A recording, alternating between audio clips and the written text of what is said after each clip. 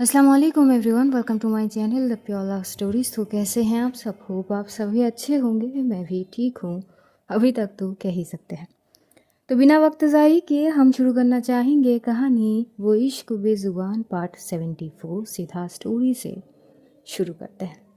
आखिर वहाँ जीत के जश्न मनाए जा रहे थे और इस जीत की किसी को भी अंदाज़ा ही नहीं थे। It was really unexpected. Radhika खुद उसे मानो कि अभी भी वो कोई सपन देख रही हो। उसे यकीन नहीं हो रही है। और ये सब कैसे किया माया ने, वो बहुत बड़ी सवाल थी। राधिका को कुछ भनक तक नहीं लगी। माया ने अपनी ही हिसाब से सारी चीज़ करी और वो कैसे शामिल हुई, कौन सा कोलेब्रेशन, कहाँ से क्या, कुछ नहीं पता उसे। और आज इतनी बड़ी चीज़ें वो अचीव कर ली है तो वो बहुत बड़ी बात थी। थोड़ी सी भावुक थी जिस तरह से माया सरेआम सबके सामने कहती है, it was for my wife. वो एक एक शब्द राधिका के कान में मिश्री की तरह घुल रही थी मानो। जितना वो माया के लिए प्राउड फील कर रही थी ना, अब वो सारी चीज़ और भी ज़्यादा बढ़ने लगती है। रिस्पेक्ट, वो सारी चीज़ मानो कि माया ने एक ही क्षण में पूरी जहां की खुशी उसकी झोली में डाल देती है। जितनी वो खुश थी उतनी ही इमोशनल। जो अल्फाज भले ही थोड़े कम बोले हैं, लेकिन एक एक अल्फाज उसके लिए बहुत ज़्यादा महत्वपूर्ण लगती है। वो सबके सामने ही माया को बड़ी कस के गले लगा लेती है। माया बस उसके सर पे थोड़ी सी हाथ सहलाते हुए बोलती कि it's okay Mrs Malhotra, as I said कि जीत हमारी होगी, सो वी वन। राधिका, उसकी आंखों से एक बूंद आंसू आखिर गिरने लगती है, जिसे देखते हुए माया बस उस आंसू को अपनी थम से पोंछती है। मैं ये रोने के लिए तो नहीं करी ना, ये खुशी के आंसू हैं। मुझे ये कभी नहीं लगी थी कि तुम कुछ ऐसा करोगे। वैसे भी मैं जो करती हूँ वो समझना थोड़ी मुश्किल है। इस बात से राधिका थोड़ी हंस पड़ती है। वहाँ पे इन लोगों को एक फ़ाइल दिए जाते हैं जो अच्छे से रैप करे हुए थे। एक्चुअली वो प्रोजेक्ट के फाइल थे। वो इन दोनों के हाथ में पकड़ा देते हैं। माया पहले बोलती है कि वो फाइल राधिका ले, लेकिन राधिका कहती है अगर कोलैबोरेशन हुई है तो दोनों साथ में लेंगे, और इसमें तो मेरी कोई हक बनती ही नहीं है। तुम ही हो जो आज मुझे यहाँ पे खड़ी करी हो, अदरवाइज़ मैं हूँ ही नहीं। किसने कहा? अगर माया मल्होत्रा है तो you belongs to me, Mrs Malhotra. Radhika चुप हो जाती है और उसके बाद वो फाइल, वो जो कुछ गेस्ट आए थे वहाँ पे, वो लोग आते हैं एक एक करके और वो सारी चीज़ देते हैं। बहुत सारी चीज़ एक एक करके दिए जाते हैं, कुछ फाइल्स, कुछ डॉक्यूमेंट्स, कुछ चेक्स वगैरह, क्योंकि ये प्रोजेक्ट होने में जितनी भी सारी चीज़ें लगेंगे आउट ऑफ कंट्री से इन लोगों को वो हाइप दिए जाएंगे, वो सारी चीज़ हिसाब से चीज़ें हो रही थी। लगभग कुल मिला के आधे घंटे वहीं पे बीत जाते हैं। फिर थोड़ी बहुत और चीज़ें चलने लगते हैं। हाँ, इस माहौल में वहाँ मौजूद सारे लोग बहुत खुश थे, राधिका के पापा भी। वो तो स्टेज के थोड़े सामने आकर बड़े ज़ोर से क्लैप कर रहे थे। वही सीन राधिका के नाना जी के भी थे। इधर मिस्टर आशीष मल्होत्रा और उनका बेटा, उनका भी सेम ही चीज़ थे। लेकिन हाँ, भरे महफिल में इतने सारे लोगों के बीच में दो शख्स ही थे जो यहाँ पे मौजूद नहीं थे। कुछ क्षण पहले तक थे। अब वो थे राधिका की मम्मी और उसके मामा जी केशव बंसल। राधिका की मम्मी इतनी आग बबूला हो चुकी थी गुस्से में कि वहाँ पर रुकने के लिए बस एक सेकंड के लिए भी वो नहीं सोचती है ज़रूरी। अब वो चली जाती है गुस्से के आड़ में। वो मुड़कर भी नहीं देखती है। हाँ, देखती है, लेकिन वो केवल अपने पिता की ओर देखता है और फिर वो चली जाती है। लेकिन राधिका के पापा वहाँ पे मौजूद थे, वो नहीं गए थे। वो शायद अपनी बेटी की खुशी में शामिल होना चाहते थे। और ये सीन होने के बाद राधिका एक बार सबकी ओर देखती है। उसे सब तो नज़र आ जाता है, जो बहुत खुश थे, सबके चेहरे पे वो खुशी मौजूद थी। लेकिन वो देखती है उसकी माँ तो यहाँ पे है ही नहीं। केवल उसकी माँ ही नहीं, उसकी मामा जी भी नहीं है। वो समझ जाती है कि आखिर बात क्या हुई है। वहाँ से ये लोग स्टेज से उतरते हैं। हाँ, लेकिन ये फंक्शन अभी यहीं पर ख़त्म नहीं हुई है, क्योंकि यहाँ बस ये विनिंग अनाउंसमेंट हुए है कि कौन जीते। उसके बाद पार्टी जैसा कुछ रखे हुए थे जहाँ पे लंच वगैरह सारे इंतज़ाम करे हुए थे। तो अब ये लोग इस चीज़ से अब दूसरे फ्लोर में जाएंगे जहाँ पे पार्टी का पूरा माहौल बने हुए है। तो जैसे ये लोग स्टेज से उतरते हैं ना, सीधा अक्षु तो पहले भाग के जाती है दौड़ के, और वो सीधा जाके राधिका को हक कर लेती है, चिल्ला पड़ती है, वाह आई एम सो हैप्पी, आखिर तू जीत गई। अक्षु की चिल्लाने की आवाज़ से राधिका बोलती कि बस बस, हाँ ठीक है इतनी क्या, मुझे ना वो कान में तेरी सीटी की आवाज़ अभी भी गूंज रहा है ऐसा लग रही है। हाँ तो ऑब्वियस सी बात है, अरे मेरी बस में हूँ ना तो मैं तो पूरे शहर में ऐसे नगाड़े बजवा के ना ये खबर फैलाऊं कि हाँ मेरी दोस्त जीती है। ओके ओके ठीक है, समझ गई, तेरी भावनाएं समझ रही हूँ मैं। नहीं तो क्या। तभी देविका भी आती है। अब आते हुए बहुत ही प्यारी स्माइल के साथ कहती है कि bye the way congratulation both of you. अब तक जो किसी ने ना सोचे वो करके दिखाए तुमने, सबके तो होश उड़ ही गए होंगे। बाय द वे सॉरी भाभी जी, आपकी मम्मी की वो फेस एक्सप्रेशन मैं मिस कर दी, पता नहीं कितने गुस्से में होंगी वो, देखना चाहिए थी मुझे। ये बात जैसे ही राधिका सुनती है वो थोड़ी घूरने लगती है। अब वो बोलती है कि मुझे ऐसा क्यों प्रतीत हो रही है कि ये बात आपको पहले से पता थी। देविका थोड़ी हंसते बोलती कि वो क्या है ना भाभी जी, मैं ना आपकी मैडम की लॉयर हूँ, तो कुछ प्रोसेसिंग की शुरुआत तो मैंने ही करी है अपनी इन्हीं हाथों से। तो भी राधिका बोलती कि ये तो गलत बात है। अरे कैसी गलत बात? क्योंकि हम इतना तो जानते थे ही कि अगर आपको पता चली कि असल में क्या होने जा रहे हैं तो आप तो सीधा बोल देती, मुझे इन सारी चीज़ों में कोई मतलब है नहीं, मैं नहीं करूँगी, so we have to do that. और बाय द वे मुझे पहले से कुछ नहीं पता थे, it was unexpected also for me. ये तो माया ने अचानक मुझे बताई थी कि बस डॉक्यूमेंट्स रेडी करने के लिए, अदरवाइज़ मुझे नहीं पता होते। तो कहीं ना कहीं ये बोला जा सकता है कि एंड मोमेंट पे ही मुझे पता चली है।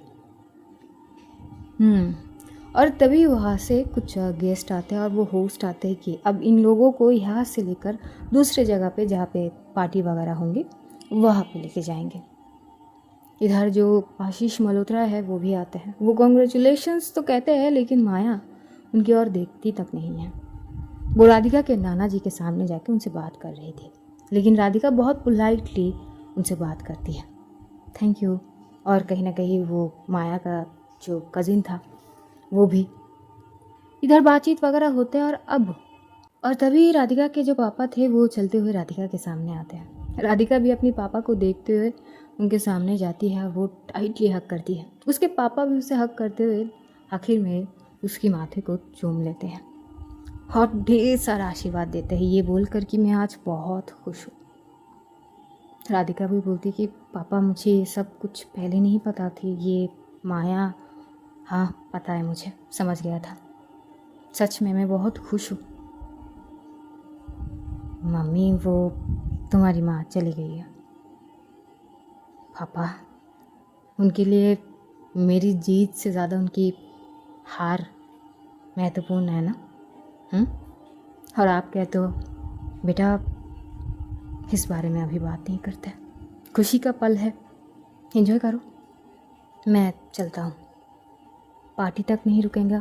नहीं, मैं तुम्हारी माँ से मिलने जा रहा हूँ, जाइए, हो सके तो उनको थोड़ा समझा दीजिएगा।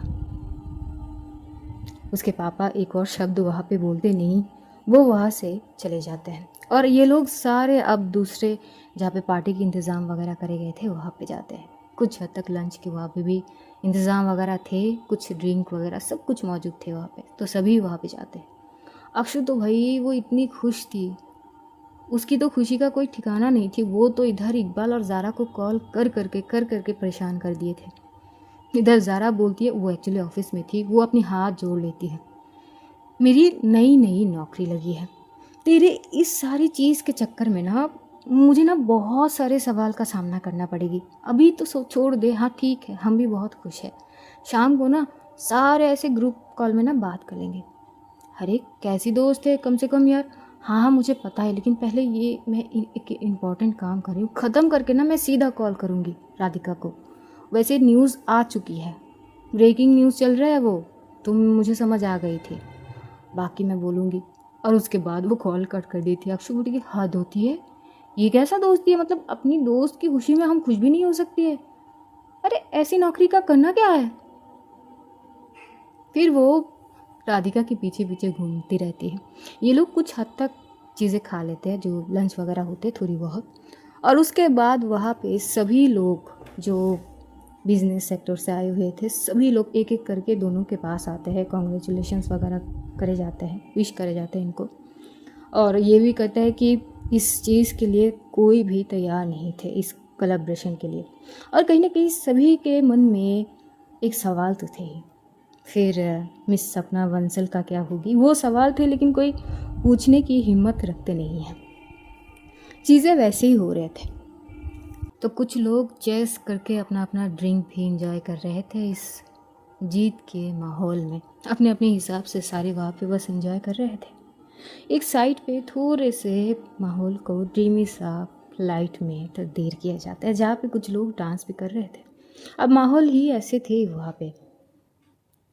अक्षु एक बार चारों ओर घूमते हुए देखती है और वो राधिका के साइड में आके बोलती कि यार कहाँ पे आ गए, मतलब माहौल ही अलग है, सब ऐसे जोड़े जोड़े में, देख जहाँ पे भी देखूँ यहाँ पे सारे जोड़े जोड़े में हैं यार। मुझे अकेली फील हो रही है यहाँ आके। राधिका थोड़ी हंसती है और बोलती कि अच्छा तो ढूंढ ले। अरे क्या ढूंढ ले, क्या कोई खिलौना या कुछ खरीदने थोड़ी है कि जाके ढूंढ के खरीद लाओ। हाँ तो जो भी हो, अगर ढूंढेगी तो कोई ना कोई तेरे हिसाब से मिल ही जाएगी। अब मुझे नहीं चाहिए कोई, मैं ठीक हूँ। अच्छा। तभी राधिका जो है इधर उधर देखने लगती है। एक्चुअली वो भी थोड़ी बहुत खा चुकी थी, लेकिन वो कब से माया को नहीं देख रही थी। वो तो अक्षु के साथ एक साइड में बस खाना खा के इधर आ चुकी थी। वो कहीं ना कहीं उसकी नज़रें जो है वो बस माया मल्होत्रा को ही ढूंढ रही थी। और तभी देविका भी आती है। अरे भाभी जी, किसे ढूंढ रही हैं आप? माया को। हाय हाय भाभी जी, ये आपकी नज़रों की नज़ाकत भरी राह बिछाए, मानो कि एक टक बस माया की ही इंतज़ार कर रहे हैं। आप बिना ऐसा कुछ नहीं है, मतलब काफ़ी देर से नहीं देख रही हूँ। हाँ हाँ जानती हूँ, वो एक्चुअली वहाँ के कुछ गेस्ट थे जो वीआईपी साइड से थे। वो लोग में से कुछ लोग माया से बात कर रहे हैं, वो पीछे ही है, बस आ रही होगी। हाँ कब से नहीं देखी हूँ। और फिर वहाँ पे उसके नाना जी आते हैं, फिर वो मिस्टर आशीष मल्होत्रा उनके बेटे, ये लोग भी आते हैं। राधिका अपने नाना जी के पास जाते हुए पैर छूते हुए ढेर सारे आशीर्वाद देते हैं। तभी राधिका बोलती कि अच्छा तो मुझे अब समझ आई कि उस दिन आप माया के ऑफिस में कर क्या रहे थे और किस चीज़ के लिए आपने मेरी सिग्नेचर ली है। वैसे बेटा माया ने तो तुम्हें सीधा बोले थे कि पढ़ लो पहले, पर तुमने ही पढ़ी नहीं। राधिका थोड़ी हंस पड़ती है। और उसके बाद उसके नाना जी और वो सारे लोग वहाँ पे जाके थोड़ी बहुत खाना खा के ये लोग वहाँ से निकलने लगते हैं। इधर राधिका बस माया के इंतज़ार में थी। तभी वहाँ पे माया आती है। हाय, जब माया आती है वो सीधा आती है राधिका के पास। खाना खा लिया? खा लिया। क्या हम थोड़े से डांस कर सकते हैं? ये बात सुनते ही माया राधिका को देखती है। Why not, sure. और वे लोग जो लोग कुछ डांस कर रहे थे साइड में, अब पार्टी के माहौल थे तो ये सारी चीज़ तो नॉर्मल थी ही। ये लोग साइड में चले जाते और डांस के लिए बिल्कुल तैयार थे। अब ये दोनों जब उस जगह पे जाते हैं वहाँ के माहौल ही अलग हो जाते हैं। सभी लोग मानो उनके लिए अलग से जगह बना देते हैं। एक एक करके सभी पीछे हो जाते हैं। हाँ, वो लाइटिंग के बीचों बीच बस माया और राधिका ही थे। सबके फोकस इन दोनों पर ही थे। भाई साहब क्या लग रहे थे दोनों साथ में। हाय, वो आँखों की चमक, वो चेहरे की चमक कुछ और ही दास्तां दे रहे थे। थोड़े थोड़े से स्टेप बढ़ाते हुए अब ये दोनों धीरे धीरे से डांस के स्टेप करने लगते हैं। ज़्यादा नहीं, बस कुछ है, लेकिन वो भी इतने अट्रैक्टिव थे कि किसी के नज़र ही नहीं हटते वहाँ से। वो इतनी खूबसूरत लग रहे थे। वो अपने हाथों में राधिका के हाथ थामते हुए राधिका को थोड़ी सी पीछे की ओर करती है और फिर वो अपने करीब करते हुए उसके कमर में हाथ रखते हुए कदम से कदम मिलाकर हर स्टेप बड़ी स्लो कर रहे थे, लेकिन जो भी कर रहे थे माहौल ही अलग हो जाता है। हर एक स्टेप के अलग अलग सीन थे। बहुत खूबसूरत तेज से ये लोग डांस कर रहे थे। अक्षु साइड में खड़ी थी बेचारी।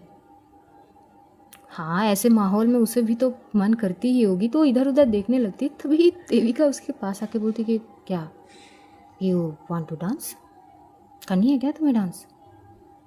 अक्षु उसे घूरने लगता है, बोलती कि डांस किसके साथ करूं? अब यहाँ के माहौल तो देख ही रहे हैं आप, यहाँ पे अकेले डांस करने का कोई मतलब नहीं बनते, और साथ में मेरे कोई है नहीं, तो जोड़ेदार कहाँ से लाऊं मैं? ओके, तो आई कैन हेल्प यू अगर तुम चाहो तो। और कैसे कर सकती है आप मेरी मदद? यही, तुम्हें डांस पार्टनर चाहिए और मैं हूँ। अगर तुम चाहते हो तो मैं तुम्हारी डांस पार्टनर बन सकती हूँ। अक्षु थोड़ी शौक होती है और वो देविका को घूर के बोलती कि आप मेरे साथ डांस करेंगे। हाँ, इसमें कौन सी बड़ी बात है, लेकिन एक मिनट, डांस ही तो करनी है ना, और कुछ तो नहीं है ना? ये बात जैसी ही देविका बोलती है अक्षु उसे घूर घूर के देखने लगती है। और शायद अक्षु कुछ बोलने वाली थी, लेकिन उससे पहले ही पता नहीं देविका सामने की ओर क्या देखती है कि वो खड़ी हो जाती है, जैसे कि वो किसी को देखी है, और किसी को देख के जैसे थोड़ी सी शॉक हो जाता है ना, बिल्कुल वैसे ही। और वहाँ से पता नहीं क्या देविका थोड़ी सामने की ओर चली जाती है। अक्षु बोलती कि ये क्या बदतमीजी है, मतलब खुद आई मेरे पास, बोली भी, और जवाब सुने बिना चली ही गई। बड़ी अजीब है, जा कहाँ रही है? और तभी पता नहीं देविका एक लड़की के सामने जाके खड़ी होती है। स्नेहा। तभी एक लड़की, हाय वो लड़की इतनी खूबसूरत थी। वो जैसे ही पलटती है, वो लड़की देविका को देख के थोड़ी सी शॉक होती है। OMG, Devika Rai, what a pleasant surprise. Hi, क्या हाल है? आई एम गुड, तुम बताओ, लेकिन इस माहौल में तुम क्या कर रही हो? वो आप फैमिली थिंग्स। ओह अच्छा। तभी वो लड़की जैसे साइड में देखती है, वो माया और राधिका को देखती है,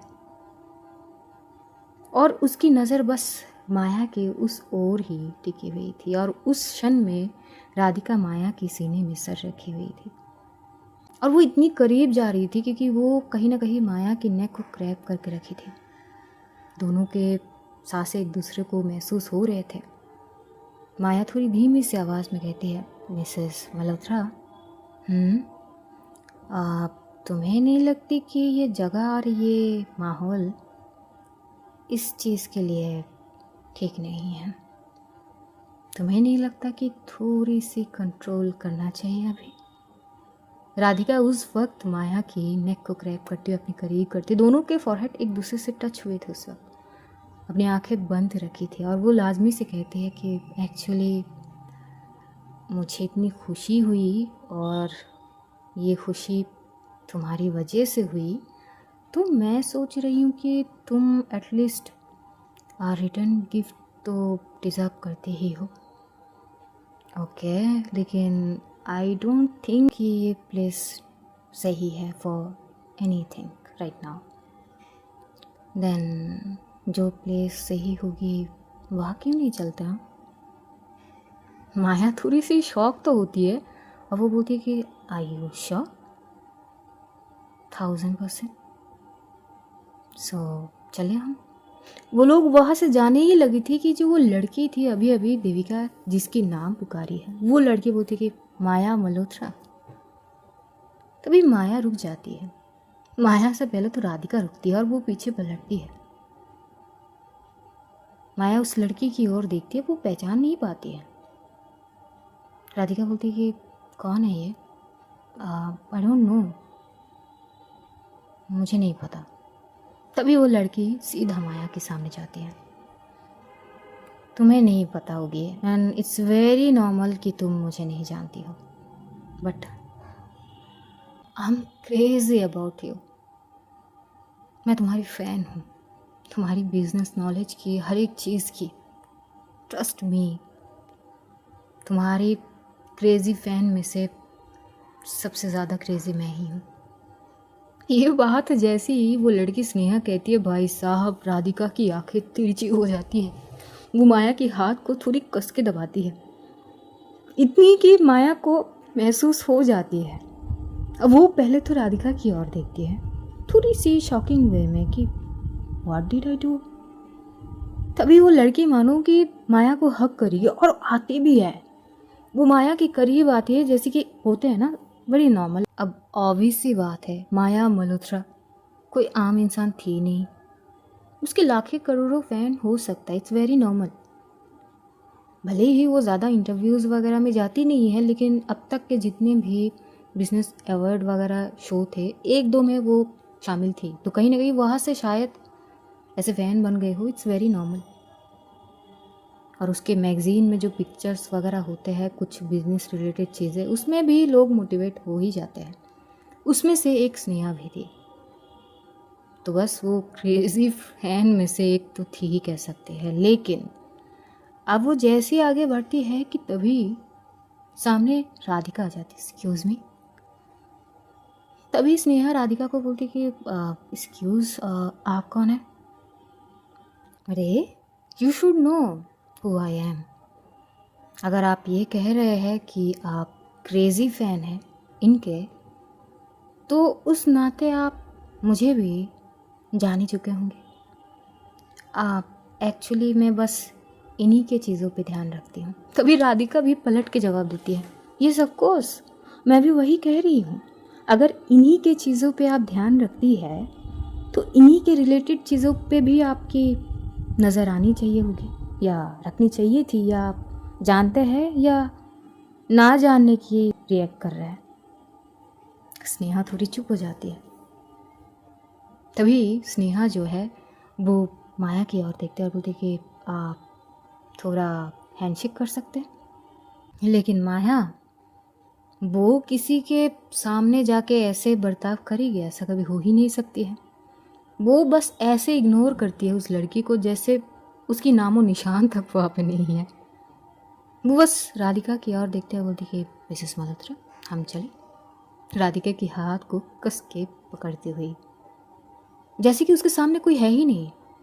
स्नेहा जो बार बार बोल रही थी कि माया मल्होत्रा, मिस माया, हम हैंडशेक तो कर ही सकते हैं ना, मैं आपकी बहुत बड़ी फ़ैन हूँ। लेकिन उसकी कोई भी बातों की कुछ असर हो नहीं रही थी। आगे राधिका बोलती कि मैं हेल्प कर सकती हूँ आपकी, आप मुझसे हैंडशेक कर लीजिए। और फिर से अपना पहचान बताती हूँ, मैं मिसेस मल्होत्रा, माया मल्होत्रा की वाइफ। और थोड़ी सी शौक हूँ कि ये बात आपको कैसे नहीं पता, ठीक है। और ये हैंडशेक राधिका खुद करती है। अब वो एकदम से स्नेहा की हाथ छटकती है। अब वो माया की ओर देखती है। माया बड़ी नॉर्मल थी, उसकी फेस एक्सप्रेशन वगैरह सब कुछ। इधर ये लोग थोड़े से साइड में जाने ही लगते कि वहाँ के एक बिजनेस के ही कुछ लोग माया के सामने आ जाते, कुछ बात करने लगे थे। इधर तभी देविका जो है उस स्नेहा के सामने जाती है। Sorry about that. For what? On behalf of Maya. Sneha जो है वो देविका की ओर थोड़ी गुस्से में देखती है। I don't need you sorry और समथिंग एल्स। अब वो बस माया की ओर ही देख रही थी। उसके बाद देविका उस जगह से थोड़ी सी साइड में जाके खड़ी हो जाती है। इधर जो अक्षु ये बैठ के सारी सीन देखती है, वो सोचने लगती थी कि भाई साहब यहाँ पे चल क्या रही है, और ये लड़की कौन है, और ये मिस देविका राय, ये क्या सीन है। पहले तो मुझे इतनी इंसल्ट फील करा के ये चल दिए सामने, और जब करने ही नहीं थे तो आके पूछे क्यों, और फिर चली गई अपने हिसाब से। और ये लड़की, इसके हाल चाल और ऐसे चीज़ें तो ठीक लग भी नहीं रही। वो ये सोच ही रही थी कि वहाँ पर सोनल आती है। वैसे राधिका मैम और माया मैम निकल रहे हैं, आप रुकेंगी कि आप भी जाएंगी? क्योंकि राधिका मैम ने कही है कि आपके जाने का इंतज़ाम कर दो। तो वैसे सोनल जी इसकी ज़रूरत है नहीं, लेकिन मैं तो सोच रही थी कि कुछ अच्छे से एंजॉय वगैरह करूँगी, लेकिन शायद अगर आप लोग जा रहे हो तो क्या ही कर सकते हैं। और ऊपर से ये सीन हो गई। क्या मतलब? एक बात बताइए। अक्षु खड़ी होती है। ये जो कोने में एक लड़की है पूरी फुलझड़ी बन के, ये है कौन, जानती हैं क्या आप? सोनल थोड़ी सी शॉक होती है, बोलती कि सॉरी फुलझड़ी। अरे जो भी हो, देखिए ना फुलझड़ी बन के ही आई है। जो भी हो, ये कौन है? मैंने, एक मिनट। सोनल जो है उस लड़की को बड़ी गौर से देखती है। मुझे ऐसा क्यों लग रही है कि जैसे मैं इनको कहीं देखी हूँ। कर लो बात, सही है। वैसे आप जानती हो क्या? नहीं, मैं तो यहाँ बैठी थी, देविका जी आई, मुझसे पूछी कि डांस करूँगी कि नहीं। ये पूछ के ही वो बिना मेरे जवाब के इंतज़ार किए चली गई और उस लड़की से बात करने लगी। पर जब उस लड़की से वो बात कर रही थी, पता नहीं मुझे ऐसी लगी कि कुछ थोड़े से गड़बड़ है। एग्जैक्टली। एक्चुअली शायद मैंने देविका जी को बहुत पहले इस लड़की के साथ देखे थे, याद आई। ओके। वैसे यहाँ के सारे काम वगैरह ख़त्म हो गए क्या? नहीं, वो मैं थोड़ी देर तो रुकूंगी ही, उसके बाद। अच्छा ठीक है, फिर मेरा और क्या ही काम है यहाँ पे, मैं भी निकलती हूँ। आप चाहे तो थोड़ी देर रुक सकती है, जब तक मैम और राधिका मैम रुके तब तक। हाँ ये भी सही है, तब तक मैं थोड़ी सी मिठाई खा लेती हूँ। अब वो जाती है, वो मिठाई खाने लगती है। मिठाई वगैरह खाने के बाद जब वो वापस इस साइड में आती है तो देखती है ना वहाँ पे राधिका, ना वहाँ पे माया थे, ना वहाँ पे देविका थे, और ना ही अब वो सोनल को देख रही थी। और बोलती कि वाह अरे भाई साहब वाह, जिसने इनवाइट करी उसने ये तक नहीं सोची कि कम से कम बाय ही बोल देती हूँ कि ठीक से पहुँच जाए। और तभी उसके मोबाइल पे एक मैसेज आती है, वो भी राधिका के, हम लोग निकल रहे हैं। मैं तुझे ढूंढी थी पर तू कहीं पे नहीं दिखी मुझे, कॉल भी करी थी, चाहे तो फ़ोन चेक कर लेना। और बाद में ये मैसेज कर रही हूँ, वरना तू चढ़ेगी मुझ पर ही। तो आराम से और ठीक से घर पहुँच जाना। वैसे मैं सोनल को बोल चुकी हूँ, पता नहीं तुम लोग मिले हो कि नहीं, पर ध्यान से जाना और प्लीज़ घर जाके मुझे टेक्स्ट कर देना। तभी अक्षु थोड़ी हंसते बोलती कि वाह, माया के साथ रहते रहते मेरी दोस्त भी कुछ हद तक स्मार्ट बनी गई है। चलो सही है। हाँ कॉल तो आई थी, पर मुझे क्यों नहीं समझ आई कि कॉल आई है। मिठाई खाने में इतना क्या खो गई अक्षु। चल अक्षु, ये बड़े लोगों के तामझाम से हम अब अपनी औकात पे वापस जाते हैं। और यही बोलते हुए वो वहाँ से निकलने लगती है। वो वहाँ से निकलते निकलते जैसे ही पार्किंग साइड से होते हुए, पूरा बहुत बड़ी वो वेन्यू थी, वहाँ से निकलती, ऑटो के लिए वो इंतज़ार कर रही थी, स्कूटी वो लाई नहीं थी, और वहाँ पे सोनल भी नहीं थी। उसने सोची कि सोनल को एक बार कॉल कर लेती हूँ, लेकिन रिंग जाती ही नहीं है, नेटवर्क का कुछ इशू चल रहे थे। वो बोलती कि वाह किस्मत हो तो वैसे, मतलब क्या ही बोलूँ। लेकिन तभी अचानक वो देखती है जो देविका है उसके हाथ में एक बियर की कैन थी।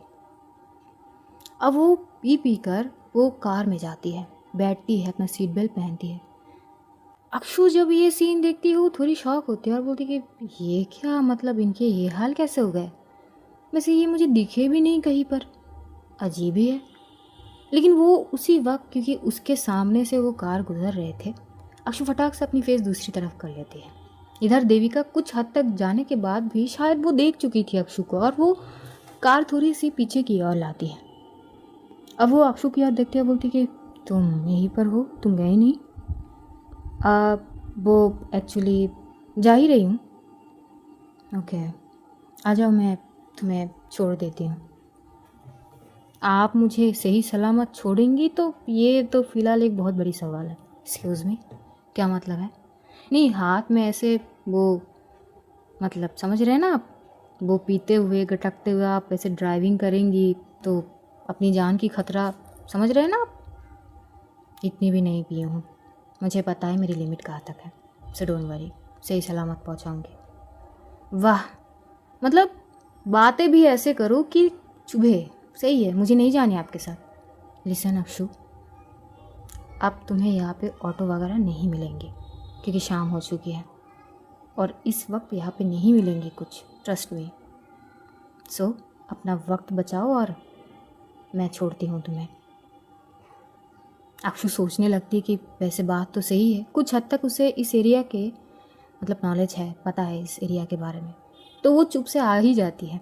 कुछ ना होने से अच्छा है कि जैसे तैसे वो बस लिफ्ट लेके ही चली जाए, वो बेहतर होगी।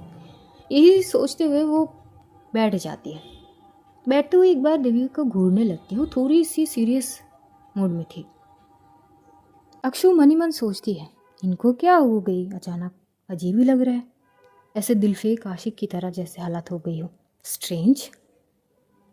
वो चुप थी ही कि आगे से देविका खुद बोल पड़ती है, वो आई एम सॉरी, वो मैं तुमसे बात कर रही थी तो कुछ ज़रूरी थी तो मैं बिना कुछ बोले ही चली गई। बिना कुछ बोले? एक्सक्यूज़ मी, थोड़ा याददाश्त पे जोर डालिए। बिना कुछ बोले नहीं, बिना कुछ सुने। ना तो मैंने आपको बुलाई, ना मैं आपके पास गई, आप खुद चलती हुई मेरे पास आई। मैं तो आराम से बैठ के बस आंखें सेक रही थी ना कि चलो ठीक है, डांस नहीं कर सकती हूँ, कम से कम देख तो सकती हूँ ना। लेकिन बीच में आप आ गए। आप आई, खुद ही बोलने लगी कि चलो मैं मदद कर दूंगी, डांस करते। और हाँ ठीक है, मेरी मन कर रही थी उस वक्त डांस करने के लिए, और उसी वक्त आप आए। मैं बोलने वाली थी कि आप उठ के चली गई। पता नहीं वो कौन सी लड़की थी, फुलझड़ी या जो भी थी, बस उससे बातें करने लगी। और वो लड़की गई पता नहीं क्यों राधिका के सामने, कुछ बातें हुई, क्या हुई मुझे नहीं पता। कौन है वो लड़की? वो लड़की की बात सुनते ही अचानक पता नहीं क्यों वो कार में एकदम से ब्रेक लगाती है। वो भैया अक्षु ठुकते ठुकते बची थी इस बार भी, क्योंकि अक्षु ने सीट बेल्ट पहनी ही नहीं थी। वो तो चिल्लाते हुए बोलती कि वो हेलो, मैं तो पहले ही बोल रही थी। क्या इरादा क्या है आपकी, मारने की इरादा है क्या? अब सॉरी, वो क्या सॉरी? अरे जान चली जाती तो क्या लाश को जाके सॉरी बोलते आप? कुछ नहीं होती, मैं इतनी भी पी नहीं हूँ कि ठीक से कार नहीं चला सकती हूँ। मैं बोली ना कि मुझे पता है अपनी लिमिट्स। बड़ी देख लिया आपकी लिमिट्स। चल क्या रही है, ये कौन सा दिलफेक आशिक की तरह आप घूम रहे हैं? हाँ, हो क्या गई है? कुछ दिक्कत है क्या आपको, कुछ परेशानी है क्या, है हुआ क्या है? तब पता नहीं देविका वो बियर की जो भी चीज़ें थे, कुछ बचे हुए थे, पूरा खाली करती है और थोड़े से वो शीशा डाउन करते हुए वहाँ पे एक डस्टबिन जैसा कुछ दिखती है, उसे सीधा फेंक के मारती है। और उसके बाद वो शीशा लगाते हुए फिर से कार स्टार्ट करती है। अक्षु फिर से पूछती है कि पूछ ही रही हूँ आपसे, इतना क्या भाव खाना? लेकिन देविका कुछ बताती नहीं। फिर अक्षु सोचती है कि भाई उनकी पर्सनल मैटर है, बतानी है तो बताएंगी, नहीं तो नहीं, मुझे कुछ लेना देना है नहीं, लेकिन कम से कम मुझे सही सलामत वो घर तो पहुंचा दे। लेकिन कुछ देर बाद ही देविका बोलने लगती है, मैं उसे पसंद करती थी एक टाइम पे। ओ भाई साहब, अक्षु के होश ही उड़ जाती है। पसंद करती थी मतलब क्या आपकी दोस्त थी या कुछ? नहीं, पसंद मतलब पसंद, जैसे कि राधिका माया से करती है। अक्षु की आंखें बड़ी हो जाती है, वो एकदम से चुप सी हो जाती है। अ, अच्छा, फिर वो तब मुझे रिजेक्ट कर दी थी। वो आपने मतलब प्रपोज भी करी थी?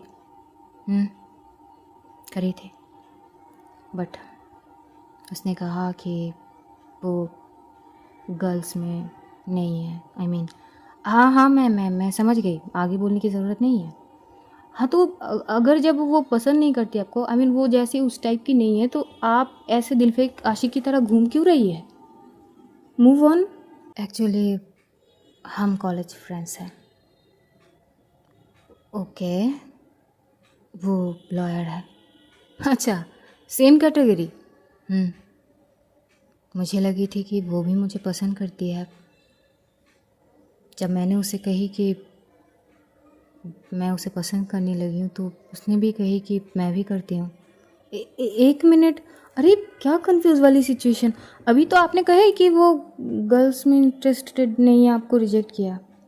बाद में, बाद में मतलब एक्चुअली उस वक्त हमारे बहुत इम्पोर्टेंट एग्ज़ाम चल रहे थे, और अगर वो एग्ज़ाम में हम प्रॉपर पास नहीं हो पाते तो शायद इट्स वेरी टफ लॉयर बनना। तो कहीं ना कहीं वो एग्ज़ाम चल रहे थे एंड और आगे अक्षु खुद ही उस बात को कंप्लीट करते। एक मिनट, कहीं सीन ऐसा तो नहीं है कि उसे पास होने के लिए कहीं ना कहीं पढ़ाई में हेल्प चाहिए थी, और हेल्प के चक्कर में वो आपको कही कि वो भी आपको पसंद करती है, और बाद में जब चीज़ें हो गई देन शी टेल यू कि वो गर्ल में इंटरेस्टेड नहीं है? ऐसा सीन तो नहीं है ना? उस वक्त देविका चुप हो जाती है, और भाई साहब अक्षु को इतनी ज़ोर से हंसी आती है कि वो अपने मुंह में हाथ रखते हुए हंसने लगती है। देविका थोड़ी गुस्से में ही बोलती कि क्या है अक्षु, मजाक उड़ा रही हो क्या? मजाक, आई मीन मजाक उड़ाना तो नहीं चाहिए, लेकिन सॉरी बट मुझे हंसी आ रही है। मतलब इतनी सिंपल सी चीज़ें आपको समझ नहीं आई? मैं इतना नहीं सोची। हाँ तो जब नहीं सोची तो अब ऐसे बियर शेयर पी के ऐसे दिलफेक आशिक बन के घूमने का क्या फ़ायदा? मतलब क्या क्या समझ रहे हो? मैं इसलिए नहीं पी हूँ कि मैं उसके लिए कुछ फील करती हूँ या कुछ भी, वो कुछ नहीं है। अच्छा, तो फिर क्या है एक्चुअली? वो क्या एक्चुअली वो मुझसे रिक्वेस्ट कर रही है। अच्छा, और वो कैसी रिक्वेस्ट है? कि मैं एक बार माया से उसे मिलवा दूँ, और अगर ये करती हूँ तो वो क्या, तो वो, अरे वो बोलिए तो सही। Hang hang out. जैसे ही देविका ये बोलती है अक्षु घूरने लगती है। अक्षु बोलती कि होश ठिकाने में भी है आपके? मतलब आप इतनी सीधी सादी हो भी नहीं, या मेरे सामने बनने की कोशिश कर रही हो आप? इतनी खतरनाक हो आप, इतनी खतरनाक दिमाग आपकी चलती है, और आप उस लड़की के आगे, मतलब, और आप अभी बियर पी रहे हैं। मैं क्या बोलूँ, आई एम रियली शॉक्ड। तभी देविका बोलती कि यू कांट अंडरस्टैंड, छोड़ो। अब वो काज स्टार्ट करते हुए आगे बढ़ जाती है। अक्षु को इतनी ज़ोर ज़ोर से हंसी आ रही थी, लेकिन ठीक है, फिर भी सारे सबके अपनी अपनी चीज़ें होते हैं, तो वो अब चीज़ों को ठीक खुद को कंट्रोल कर लेती है हंसने से। और उसके बाद जब देविका उसे घर के बाहर छोड़ती है, तो जब वो जा रही थी तभी अक्षय बोलती कि सुनिए, अरे वो मैडम, ये सब ना अपने दिमाग से निकाल दीजिए, और अगर आपने गलती से भी, वो भी फुलझड़ी हो या जो भी हो, उसको अगर आपने माया मैम से मिला दिया तो आप सोच भी नहीं सकते हैं राधिका क्या करेगी। उसको ना बहुत अच्छी से जानती हूँ, वो ना खतरनाक ही नहीं, उससे भी ज़्यादा है इस मामले में, समझ लीजिए। और ध्यान से। देविका उसका कोई रिप्लाई करती नहीं है, वो वहाँ से चली जाती है। अक्षु थोड़ी देर के लिए मानो कि पॉज हो जाती है, और फिर वो अपनी घर चली जाती है। तो दूसरी ओर इधर राधिका और माया पहुँचती है घर। जैसे ये लोग घर पहुँचते हैं, जो माया है वो कमरे की ओर जाती है। इधर राधिका जो है, वहाँ पे जितनी भी स्टफ़ है, वहाँ के स्टफ़ के एक मैनेजर थे, एक लड़की, उसे बुलाती है। आप वैसे सब काम वगैरह हो गई है क्या? यस मैम, सब कुछ वैसे ऑलरेडी हो गई है। ओके, आज के लिए तुम सभी को छुट्टी, जाओ कल आ जाना। मैम वो, जाओ, अब कोई ऐसे सवाल तो नहीं करेंगे? चाहे माया हो या राधिका, एक ही बात है। सारे वहाँ से निकलने लगते हैं। इधर राधिका जो है वो सोनल को कॉल करती है, क्योंकि सोनल अभी तक आई नहीं। लेकिन जैसे ही सोनल वापस कॉल करती है, राधिका रिसीव करती है। सोनल कहाँ पे हो? मैम वो मैं थोड़ी सी अपनी काम से बाहर आई हूँ। अच्छा, और वो अक्षु का क्या? मैम वो मेरे मोबाइल पे अक्षु जी की कॉल आई थी, मेरी उनसे बात हुई है बस कुछ ही सेकंड पहले। आप जब कॉल कर रहे थे एक बार, वो मैं उनसे बात कर रही थी। तो वो घर पहुंच गई है। एक्चुअली देविका जी निकल रहे थे तो घर पहुंचा दी। चलो शुक्र है। तुम कब तक आओगी? मैम वो दरअसल मैं आज नहीं आ पाऊँगी। राधिका कुछ नहीं बोलते। ओके, वो कॉल डिस्कनेक्ट कर देती है। तभी वो कमरे में जा पहुंचती है। माया जो अपनी ऊपर का वो कोट खोल चुकी थी, शर्ट में थी वो, और शर्ट के एक बटन तो ओपन ही थे ही, वो एक और बटन वो खोल लेती है। तभी वहाँ पे राधिका पहुँचती है। वो पीछे से माया को इतनी टाइटली हग करती है, उसकी बैक में अपनी सर रखते हुए। माया उसकी हाथों को थामती है बाहों के साथ। क्या हुआ? सोचा कि आज मैं इतना खुश हूँ जो, और उसका वजह भी तुम ही हो, तो you deserve return gift. Okay, so करना क्या चाहती हूँ? वैसे करना तो बहुत कुछ है, एक बात कहूँ? आप तुम्हारे जितने भी घर हैं ना, सबसे ज़्यादा मधुबाला पैलेस ही अच्छा है, बट एक चीज़ की कमी है। ओके, तभी माया पीछे पलटती है राधिका की ओर। अब बोलती कि अच्छा, और वो क्या है? Swimming pool. सब कुछ तो है, बस वही एक नहीं है। गलत बात है ना ये?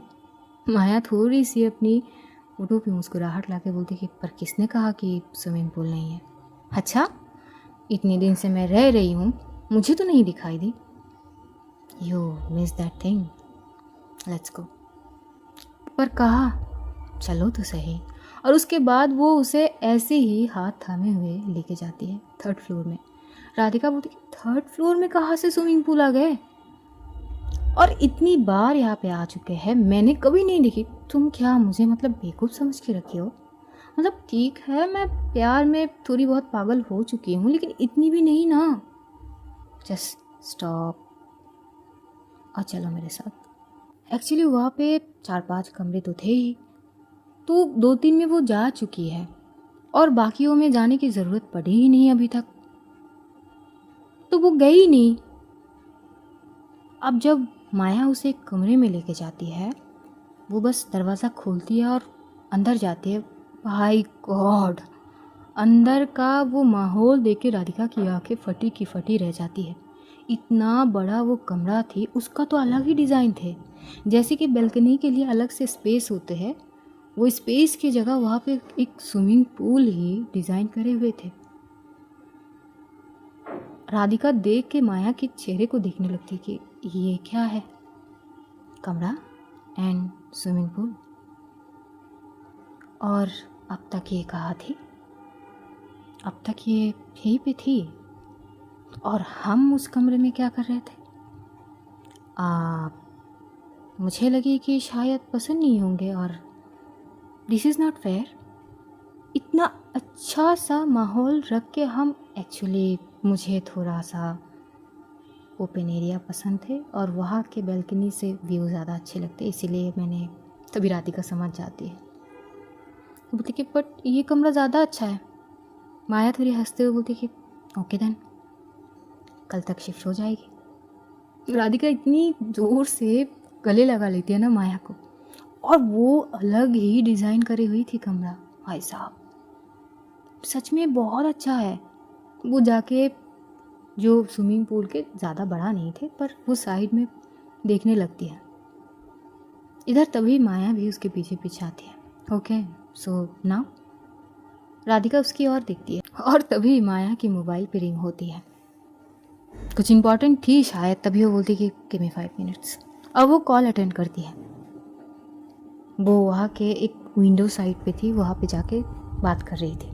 राधिका के चेहरे पे एक तीखी सी मुस्कुराहट आती है, और वो फटाक से वहाँ से आहिस्ता दबे पाँव निकल जाती है। वो निकलते हुए वो कमरे में आती है। वो जो साड़ी वो पहन के रखी थी वो चेंज करती है, और कुछ पहनते हुए वो वापस यहाँ आ जाती है। अब भी माया जो है वो फ़ोन पे बात कर रही थी। 5 मिनट तो कब की बीत गई थी। इधर राधिका अब धीरे धीरे स्विमिंग पूल में उतर रही थी। कहे तो पूरी उतर भी चुकी थी। थोड़ी सी पानी की जैसी ही इधर आहट सुनाई देती है माया को। वो फटाक से पीछे पलटती है, लेकिन जब वो पीछे पलटती है उसकी आंखें उस स्विमिंग पूल के पानी की गहराई में थम सी जाती है। हाँ, अब वो तभी बस धीमी सी आवाज़ में बोलती कि आई कॉल यू लेटर। और वो फटाक से कॉल डिस्कनेक्ट करती है, फ़ोन को साइड में ही रखती है और चलते हुए स्विमिंग पूल के सामने वहाँ पे बैठने की जगह थी, वो वहाँ पे बैठती है और एक टक राधिका को देख रही थी। राधिका, वो एक नाइट सूट पहन के आई थी, थोड़ी सी शॉर्ट थी, ब्लैक कलर की सिल्क। इतनी वो हॉट लग रही थी भाई साहब। और जब वो पानी में उतरी थी ना, पूरी जब पानी ने उसके शरीर को घेरी थी, वो जो चमक थी उसके शरीर में मानो और सी बढ़ गई हो। और जैसे ही वो डुबकी लगा के पूरे उठती है, अब बाल भीग चुके थे तो अलग ही हॉटनेस थी उसकी। और ऐसे ऐसे अदाएं वो वहाँ पे कर रही थी, चीज़ें कहीं ना कहीं कहे तो इसे छेड़खानी ही कहते हैं, जो माया को अपनी ओर लाने के लिए कर रही थी। और कहीं ना कहीं उसका ये हरकतें माया की अटेंशन खींच ही लेती है उसकी तरफ। माया वहाँ पे बैठी हुई थी, हल्की से अपनी लोअर लिप को लीक करते हुए, बस एक टक राधिका को देख रही थी। राधिका जो अपनी हाथ थोड़ी सी ऊपर की ओर करते हुए माया को बुलाती है। माया हंसते हुए बस सर हिला देती है ना में। और तभी राधिका धीरे धीरे वहाँ से उठती हुई माया के पास आती है। वो जो पानी से उठती है, वो जो बूंदे उसकी शरीर से सिरकते हुए फ्लोर पे गिर रहे थे, क्या नज़ारा वो भी थे। अब वो आती है ठीक उसी जगह पर, माया के ठीक सामने।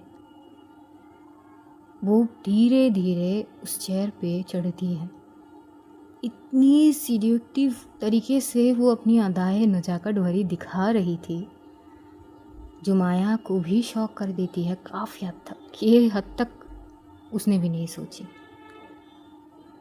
वो बड़ी सीड्यूटिव तरीके से धीरे धीरे माया के पैरों से होते हुए उसके ऊपर की ओर बढ़ रही थी, और एक हाथ कम से कम वो सीने में रखती है। अपने भीगे हुए बालों का एहसास जैसे उसकी फेस में कराती है ना, उस वक्त वो कुछ लाइन गाती है। ये रात बंजर सी है, काले खंजर सी है, रात बंजर सी है, काले खंजर सी है, तेरे सीने की लो मेरे अंदर भी है। वो लाइन गाते हुए ही वो माया की शर्ट के बटन धीरे धीरे खोलने लगती है। नेवल के साइड में आते ही जैसी आखिरी बटन वो खोल लेती है। काफ़ी अट्रैक्टिव थी। हल्की सी अपनी टंग से सर्कल बनाते हुए वहाँ पे लिक करते हुए सॉफ्ट सी बाइट। तुरंत ही माया उसको अपनी करीब करते हुए बालों से ग्रैब करते हुए अपनी करीब करती है। देन उसके बाद उसे डीपली किस करने लगती है। और उस किस के बाद भी जिस तरह से राधिका वो माया की लप में बैठती है, उसकी नेक को ग्रैब करते हुए, माया ने जो इनर ड्रेस पहनी थी शर्ट के अंदर, वो पीछे से उसका हुक खोलती है बड़ी लाजमी से। आंखें एक दूसरे से टकरा रहे थे, और उसी वक्त जैसी वो खोलती है, वो सीधा उसके क्लीवेज साइड के वहाँ पे लीक करते हुए बाइट करती है। और जैसी वो बाइट करती है ना, अब की बार जैसे माया उसको फिर से अपनी करीब करने लगती है, राधिका अब की बार सीधा उसे पीछे की ओर करते हुए इसके दोनों हाथों को अपनी एक हाथ से ब्लॉक करती है। वाट? माया बड़ी शॉक थी और वो बस घूर के देख रही थी। और उसके बाद वो बस माया की आंखों में देख ही रही थी और बड़ी शिद्दत से और पैशनेट तरीके से माया की होठों को चूम रही थी। उस दौरान कब वो माया के हाथों को टाई अप कर चुकी थी, माया खुद भी नहीं जानती है। लेकिन जैसे ही वो थोड़ी सी पीछे की ओर आती है, माया हाथ जैसे ही हिलाने की कोशिश करती है तो पीछे देखती है कि उसकी हाथ बंधी हुई है, वो भी शर्ट से। वो बस राधिका को घूरने लगती है।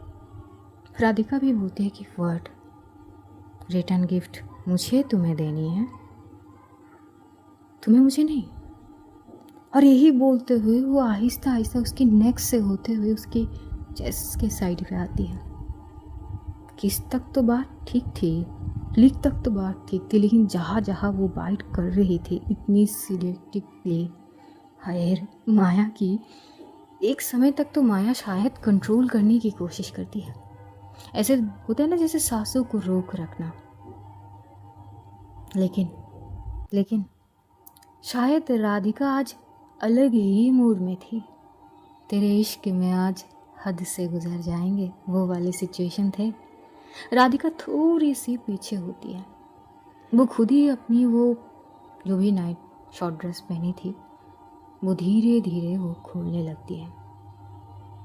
जब वो पूरी खोलती है, वो सरकते हुए शरीर से वो फ्लोर में आ जाती है।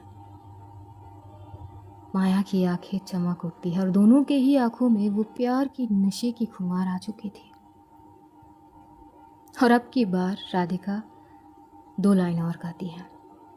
ये रात बंजर सी है, काले खंजर सी है, रात बंजर सी है, काले खंजर सी है, तेरे सीने की लो मेरे अंदर भी है, तू हवा दे इसे तो मेरा तन जले, जला दे रे संग जला दे रे, मोहे अंग लगा दे रे, मैं तो तेरी जोगनिया तू जोग लगा दे रे, अंग लगा दे रे, मोहे रंग लगा दे रे, मैं तो तेरी जोगनिया तू जोग लगा दे रे। और वे गाते हुए वो फिर से माया के करीब आती है, पूरी तरह से माया में समाने लगती है। फिर से माया को बड़ी डीप तरीके से किस, और उसके बाद उसके नेक पे ऐसे ऐसे बाइट करती है। अब की बार माया चाहकर भी रोक नहीं पाती। 1-2 बार वो थोड़ी सी सिसकने भी लगती है। राधिका कर क्या रही हो?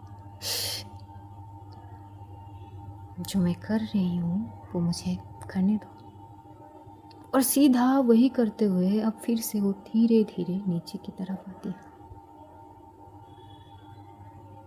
वो उसकी चेस्ट साइड पे आती है, हल्की सी टंग से छूते हुए वहाँ पे बाइट, और फिर से वहाँ से नेवल साइड तक, और अब थोड़े से आगे बढ़ने लगता है। वो मंजर ऐसी थी कि मानो सर्द में एक गर्माहट का तपती एहसास। चांद की रोशनी पूल के पानी में छलक रहे थे, जो लहर की तरह इधर उधर थोड़े से समेट के चल रहे थे। इधर इन दोनों के प्यार का खुमार बस गहरे होते जा रहे थे। एक समय शायद ऐसी आती है जहाँ पर माया अपने हाथ को आज़ाद कर चुकी थी, पता नहीं कैसे, लेकिन वो जैसे ही अपने हाथों को आज़ाद करती है, बस वो एक क्षण थी और अगले क्षण वो राधिका को अपनी ओर करते हुए उसे टर्न कर दिया अपनी ओर, लेकिन बैक साइड से, और सीधा उसको बैक से हक करते हुए उसकी शोल्डर पे इतनी स्ट्रॉन्ग बाइट करती है और इतनी सीधी थी वो, दोनों ही एक्टिव थे उस वक्त। और राधिका की जो उसी एक चीज़ में जो हाल बेहाल होती है, वो बस साइड में से एक वो कुशन होता है, उस चेयर में एक थे, तो बस उसी को दबोच कर रखी थी, जैसे कि वो बर्दाश्त कर नहीं पा रही है। वैसे ही धीरे धीरे माया उसकी पीछे के कमर साइड के वहाँ पे जाती है, वेस्ट के पीछे के साइड। ये मंजर मानो यहीं से एक और गहराई की आभास दे रहे हो। ये दोनों अपनी अपनी हिसाब से बस मोहब्बत की आगोश में डूब रहे थे, डूब चुके थे। कितना वक्त बीतते हैं दोनों को ही खबर नहीं थे। आखिर में दोनों ही स्विमिंग पूल में थे, पानी के अंदर। वो गर्माहट में शायद एक ठंडक का एहसास जो उस समा को और अलग ही बना रहे थे। आखिर में दोनों स्विमिंग पूल के एकदम पास आ चुके थे, जहाँ माया उसे थोड़ी सी टच करते हुए बड़ी डीपली किस कर रही थी। ये दोनों के तो यही सीन थी। आखिर राधिका ने जो कही थी एज ए रिटर्न गिफ्ट, इससे अच्छा रिटर्न गिफ्ट कुछ हो ही नहीं सकती है। तो दूसरी तरफ मिस सपना बंसल जो अपने घर जा चुके थे, भाई साहब वो तो वहाँ पे जाके तोड़ फोड़ मचा चुके थे। हॉल में जितनी भी सारी चीज़ें थी बस तोड़ फोड़ रहे थे। इतना गुस्सा वो थी उस वक्त कि केशव बंसल के बस के बात नहीं थे उनको संभलना। बाद में जब राधिका के पापा वहाँ पहुँचते, लेकिन वो भी शांत नहीं करा पाते। कुछ देर हद तक बाद वहाँ पे राधिका के नाना जी पहुँचते हैं, लेकिन वो जब तक पहुँचते वहाँ पे बहुत सारी चीज़ वो पूरी तरह से बिखर चुकी थी। डाइनिंग टेबल के वो शीशे पूरे चारों ओर पूरी तरह से बिखरी हुई थी। जो स्टफ थे वो बस साफ कर रहे थे, और मानो तब भी उनका गुस्सा शांत नहीं थे। वो फिर भी तोड़ फोड़ मचा रहे थे। टीवी वगैरह जो भी थे, बस जो भी सामने थे सब। तभी जैसे राधिका के नाना जी पहुँचते हैं, कर क्या रहे हो तुम? तब राधिका की मम्मी थोड़ी शांत खड़ी होती, और भाई साहब उनकी आंखें जो लाल थे वो पीछे पलटते हुए बोले कि आप भी औरों की तरह ही निकले। अरे जो अपनों से धोखा मिले तो गैरों से क्या ही उम्मीद करना। बरसों पहले आपने जो मेरे साथ किया, आज भी आपने मेरे साथ वही किया। मुझे उस माया मल्होत्रा से कोई उम्मीद तो थी ही नहीं, लेकिन आपसे डैडी आपने मुझे धोखा दिया है। किस बात की धोखे की बात कर रहे हो तुम? तुम्हें जीतना था, यही ना? तो जीते तो है ना? न तुम्हारी न वो, जीत तो हमारी हुई। ऐसी जीत की मुझे ज़रूरत ही नहीं है, और ये कोलैबोरेशन मुझे चाहिए ही नहीं। आखिर किससे पूछ के आपने ये फैसला लिया है? मुझे नहीं लगता कि मुझे किसी चीज़ के लिए तुम्हें कम से कम पूछने की ज़रूरत है। मुझे जो लगा सही मैंने वही किया है, और कहीं ना कहीं इसमें सबका भलाई है। इसमें कंपनी की चीज़ें भी संवर जाएगी और हमारे बेटे की ज़िंदगी भी। लेकिन इसमें माया ही जीती है। आपको कुछ खबर भी है? उसने मेरी बेटी को इतनी हद से कब्जा किया है कि अब पूरा बंसल इंडस्ट्री उसकी हाथ की हथेली में है। आपको ज़रा सा भी अंदाज़ा है कि वो क्या क्या कर सकती है? अब वो अपनी उंगलियों पे हर किसी को नचाएगी। एक तो पहले से नचा रही है मेरी बेटी को, और मेरी बेटी प्यार में इतनी अंधी हो चुकी है कि उसकी सच्चाई वो देख नहीं पा रही है। लेकिन अब अपने हद ही पार कर दिया। ये पूरा कारोबार अब उसकी हाथ में आ चुकी है। आपको क्या लगती है वो ये सब कुछ ऐवी कर रही है? नहीं, उसकी प्लान अभी तक नहीं समझे आप, नहीं समझे। अब वो जो जो बोलेगी राधिका भी वही करेगी। बस देखते जाओ आप। तभी राधिका के नाना जी कहते हैं, मुझे नहीं लगता है कि जो तुम कह रही हो वो होगा। और ये ये बस तुम्हारा जिद, तुम्हारा गुस्सा यही बोल रहे हैं, हकीकत ये है ही नहीं। सच देखना सीखो आप सपना। सच सच तो मैं जानती ही हूँ डैडी, लेकिन आप जान कर भी अनजान बनने की कोशिश कर रहे हैं। लेकिन अब आपको पता नहीं कि आपने कितने बड़ी गलती कर लिया। अरे मुझे ना से ही कम से कम केशव को ही CEO बना देते, लेकिन राधिका, जिसकी डोर पहले से ही उसकी हाथ में है, जो जैसा बोलती है राधिका वैसा ही करती है। उसने मेरी बेटी को अपनी वश में करके रखी है। तभी राधिका के पापा बोल पड़े, क्या बोल रहे हो ये सब? हाँ, माना कि तुम्हें कुछ चीज़ों से प्रॉब्लम है, लेकिन ये जो तुम बोल रहे हो ये सच नहीं है। सच्चाई देखना सीख जाओ, अब भी वक्त है। इसमें आप बीच में मत बोलिए। अब सच क्या है और झूठ क्या है ये तो बहुत जल्द आप लोगों को पता चल ही जाएगी। और डैडी, आज के लिए ना पछताओगे ज़रूर आप। चलो देखते हैं कितना पछताने पड़े। खैर, कल मधुबाला पैलेस में पार्टी है और आपको लगता है कि मैं उस पार्टी में शामिल होंगी। गलतफहमी मत रखिए। आपको जहाँ जाने का शौक है जा सकते हो, लेकिन मुझे कहीं पर भी नहीं जाने। ठीक है, तुम्हारी मर्जी। ये बोलते ही राधिका के नाना जी वहाँ से चली जाती। मानो कि जो गुस्से में थी ना राधिका की मम्मी, है वो क्या करेगी फिलहाल वही समझ नहीं पा रही थी। तो यही थी कहानी, यही तक। अब जानेंगे आगे क्या क्या होती है। तब तक सभी को खुदाफिज कहेंगे, अलविदा। अपना ध्यान रखना, अपनों का ध्यान रखना, ढेर सारा प्यार बांटना, खुश रहना, खुशियाँ बांटना। Love you all guys, see you soon, Tata.